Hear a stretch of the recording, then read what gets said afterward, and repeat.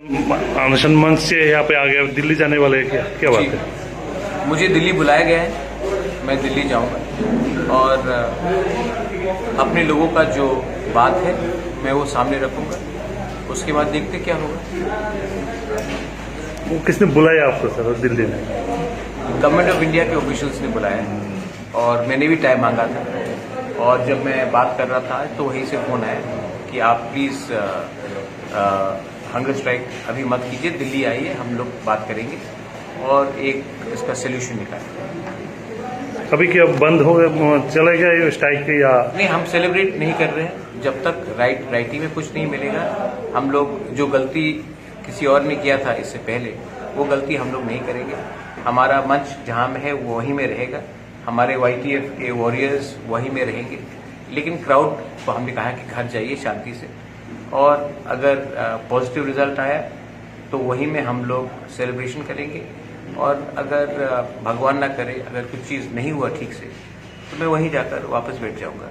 लेकिन ये मेरा एक कमिटमेंट है कि जब तक हम लोग राइटिंग में गवर्नमेंट ऑफ इंडिया से हमारे कॉन्स्टिट्यूशनल सोल्यूशन का कोई सोल्यूशन नहीं मिलता, हम अपने लोगों को धोखा नहीं दे सकते। सेकेंड चीज़ है, आप लोग नॉन तिपरासा मीडिया से हैं, मैं आपको एक बात बोलना चाहता हूँ कि हम लोग खिलाफ नहीं है कि जो भी बांग्लादेश से आए हैं, क्योंकि हम लोग अप्रिशिएट कर सकते हैं कि वहाँ में क्या अत्याचार हुआ, और कोई किसी को बाहर फेंकने के बारे में बात नहीं कर रहे। हम बोल रहे हैं कि ADC में जो हम लोगों का ज़मीन है और जो गांव है ADC से बाहर जहाँ में तिपरासा लोग रहते हैं, उनको एक प्रोटेक्शन मिलना चाहिए, उनको उनका कॉन्स्टिट्यूशनल राइट मिलना चाहिए। किसी का संवैधानिक राइट हम छीनना नहीं चाहते हैं, लेकिन हम एम्पावर करना चाहते हैं हमारे लोगों का राइट्स को, specially land, specially funding, specially political rights, legislative rights. इसमें हम एनहांसमेंट चाहते हैं, क्योंकि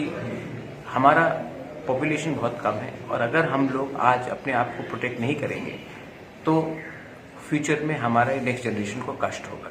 इसके लिए I appeal to all of you all कि जो मिस इन्फॉर्मेशन फैलाया जाता है वो आप उसको हटाइए, क्योंकि हम लोग वो पार्टी नहीं है जिसने अभी तक वायलेंस में कभी इंडल्ज किया है, और मैं कभी भी त्रिपुरा में वायलेंस नहीं देखना चाहता। लेकिन अगर हमने ऑनेस्टली अपने लोगों के लिए बात किया तो इसका ये मतलब नहीं कि हम किसी को नफरत करते। और मेरा बात कहना बहुत सिंपल है, किसी के घर में चूल्हा को आप बंद करोगे तो अपने घर में चूल्हा नहीं आएगा। किसी के घर में चूल्हा जलता है तो हमारे घर में भी जलना चाहिए।